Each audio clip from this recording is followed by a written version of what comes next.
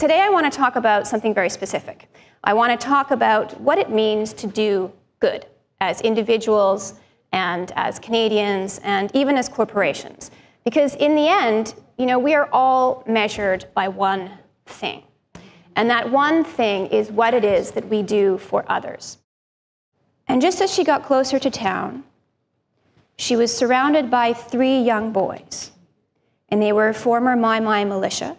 They had been demobilized. She knew them. They were from a neighboring village. But these were young boys who, tragically, they knew all too well what it means to live by the power of the gun, and to rape, and to steal, and to terrorize civilians. And all of this is happening despite democratic elections taking place in that country in 2006, and despite the presence of more than 10,000 United Nations peacekeepers. In fact, technically speaking, the war in the Congo is over.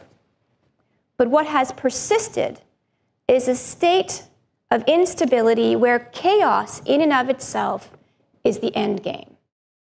And I turned to her and I asked whether anything that we had done, whether it had actually helped her. And sitting on this mat on the sand, she didn't initially answer me.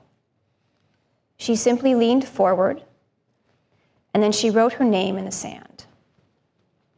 And then she turned to me and she said, "Now that I know how to write my own name, I'm going to learn how to write my son's name." No matter how brutal or violent or heart-wrenching our world can sometimes be, there is never a failure of opportunity to effect change. I think we are simply and tragically too often paralyzed by our unwillingness to even try.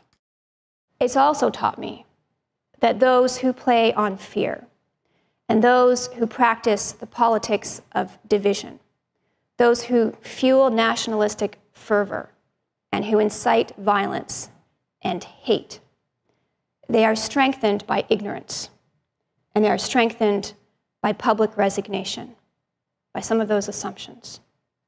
Their power depends on the powerlessness of others, and it is ours to reject. And to that end, I want to wish you all the greatest success. Thank you.